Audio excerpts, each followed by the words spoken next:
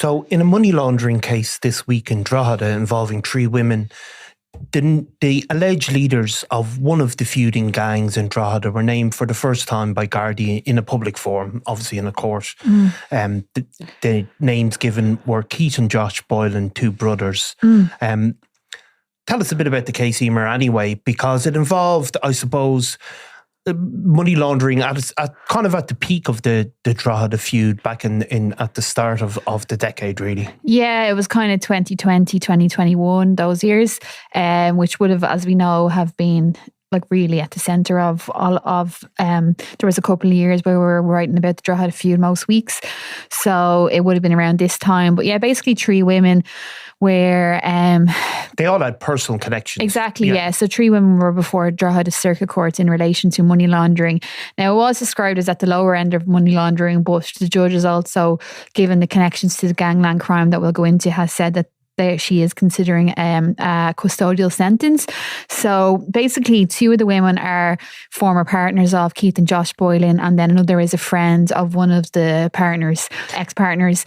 So I suppose the reason we're talking about it is because, as you said, as part of this case, we'll go into the names of the women now, but as part of this case, a Garda gave evidence that Keith Boylan is identified as the head of an organised crime gang in Drogheda. Yeah, so he gives the name of the organised crime gang as the Boylan organised crime gang. So they have their own crime gang named after them. Of course, effectively. yeah. And I suppose it's significant in the sense that we have, so Keith Boylan was identified as the head of this, as you said, Boylan organised crime gang, and his brother was the second in command. His brother's younger, his name is Josh. So I suppose what's significant is that this is the first time these brothers have been named in relation to feuding in Drogheda, and there has been many of these protagonists named before, particularly on the other side of the feud, but this is the first time these brothers have been named. Yeah, because for years, what we've called it is the anti-Maguire faction. Obviously now the fact that Keith and Josh Boylan, Keith is the older brother, Josh is the younger brother, have been named in a court. It gives you the entitlement to repeat what's said in court.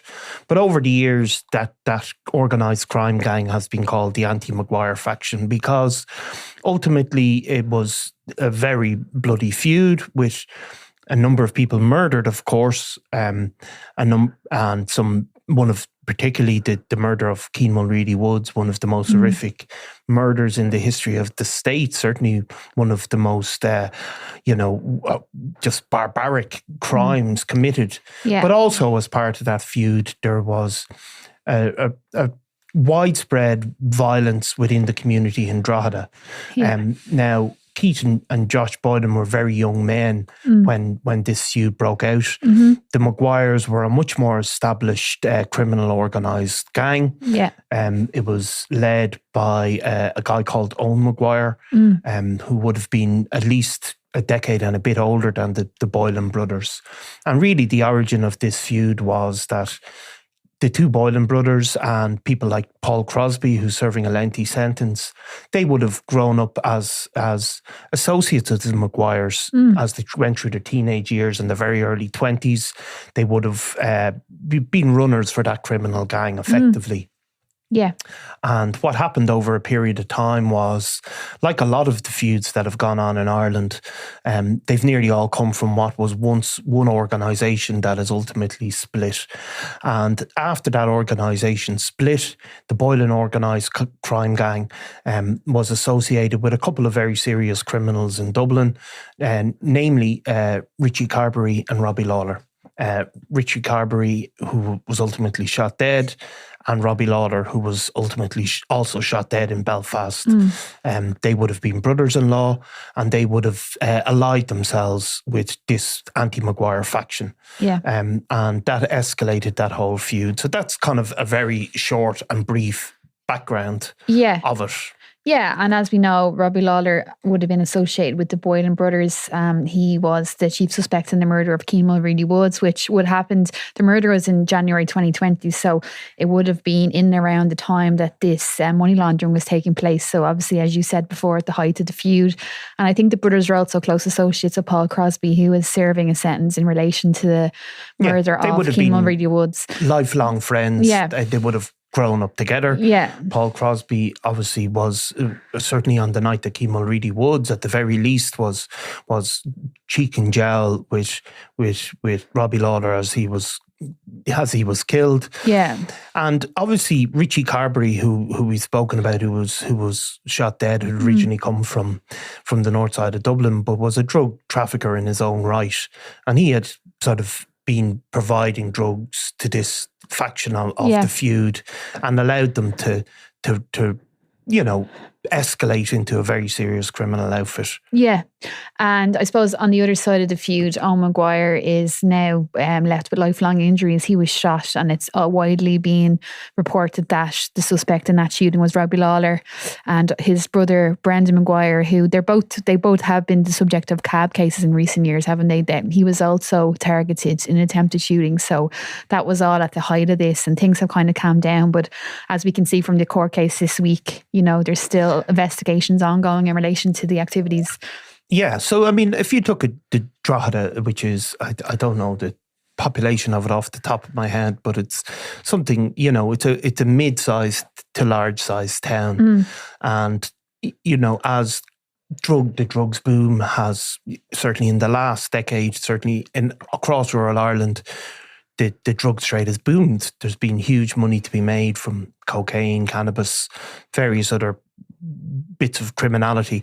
And you get the sense, so this is, effectively 5 years ago. Yeah. What sort of money that you're dealing with?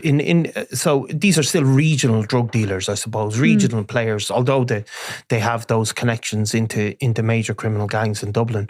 But you have a sense of what sort of money you're talking about, in that they are using these women to attempt to launder this money. Yeah. It's not highly sophisticated, but it's probably relatively effective what they're doing. What sort of money are you talking about, and who are the women involved? So it was there was nothing more than 20,000 per transaction, but in what we've seen in courts. But I suppose it was mentioned how the reason it was that the brothers are brought into it was because the guard was describing how they had identified these two brothers as the alleged leaders of the so-called Boylan side of the Drogheda feud, and that as part of their investigations they had identified, how they were allegedly involved in drug dealing and money laundering was used as part of this enterprise. So the women before the courts are Annie Julia Smith, Jade Heaney and Marlena Alexandrich, and they were before Dundalk Circuit Court, and they have been remanded on continuing bail, but basically they were accused of money laundering. They both admitted one count of money laundering through the Revolut accounts.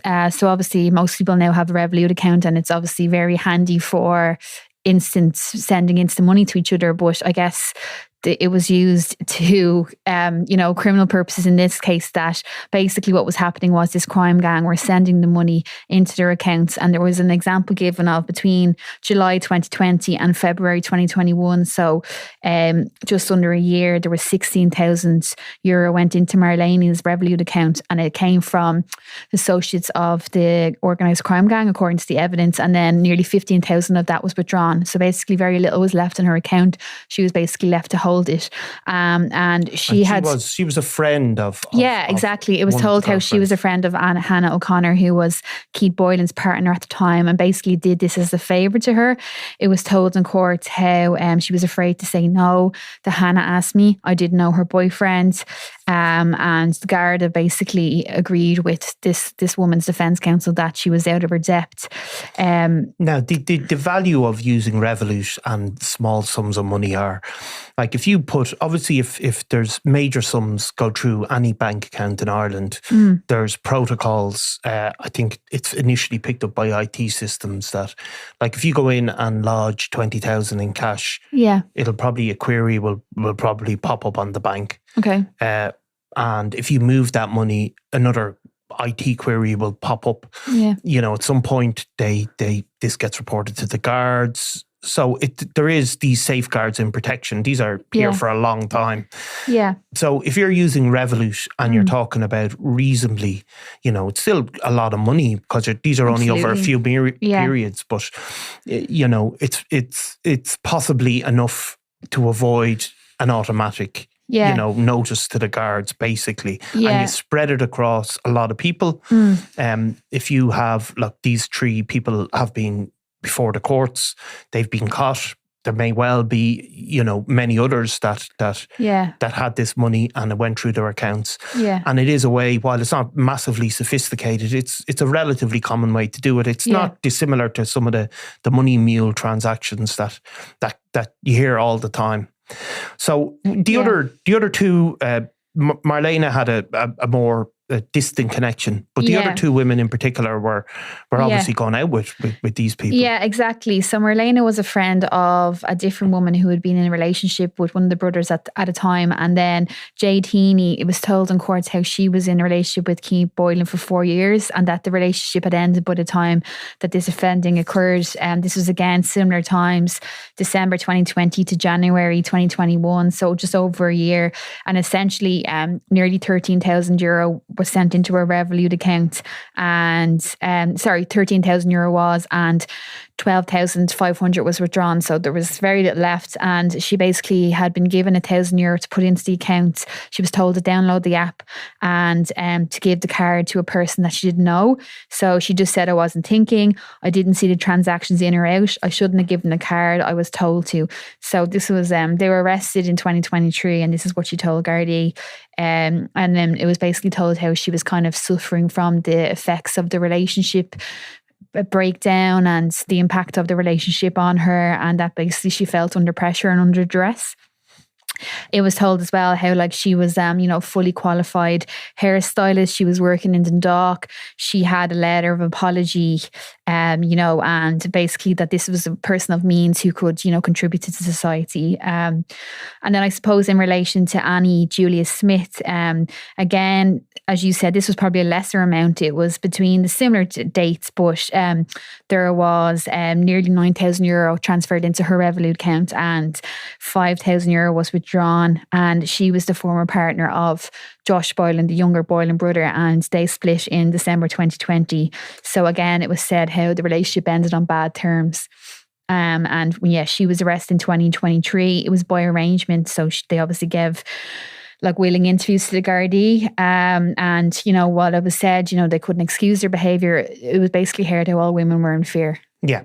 So, I mean, I suppose this evidence, because these women have been charged with money laundering, the guards have to go to court, not just show that there's movement of money through the accounts, but as part of the case that's put against the women, they'll have to describe, I suppose, what the purpose of it was. Yeah. That's how the Boylan organised crime group gets to be mentioned in court, because it forms part of the case. Of course, obviously, the 2 brothers are not there. They're not charged with any offence. Yeah. They don't get to, at this point, give their own version of events if they so chose to do so. No. So it's given as kind of, I suppose, belief evidence or background evidence. So it's not formal in that sense. Yeah. I mean, obviously, the names Keith and Josh Boylan have been well known to many people for many years.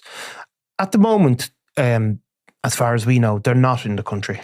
No, they have been in and out of the country. For as far as we're aware, they have been in recent years in Mexico. They've been in Spain.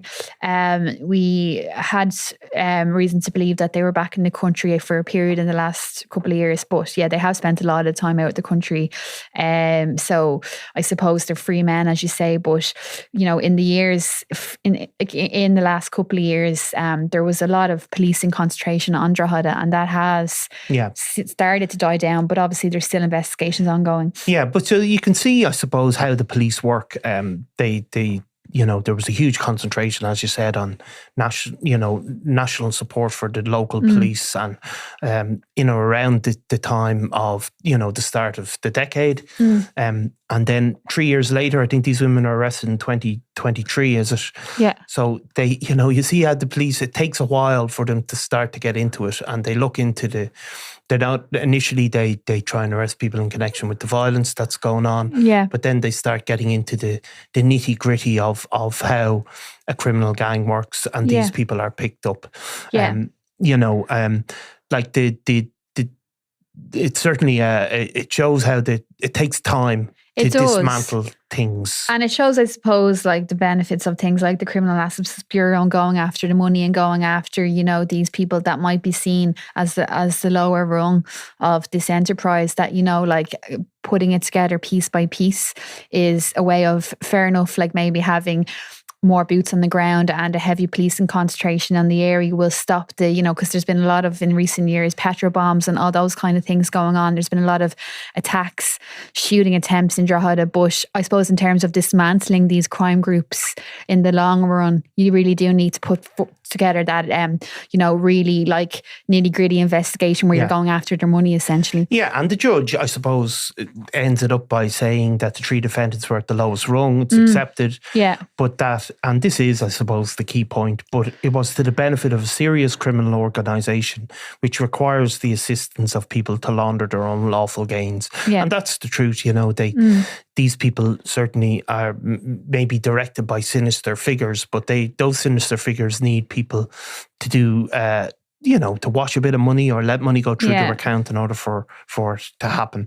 So the sentencing is coming up next month, is it? Yeah, so the judge had said that there's a strong possibility of custodial sentences, but, you know, he had to consider various things. So yeah, July 30th has been the date that's been adjourned to.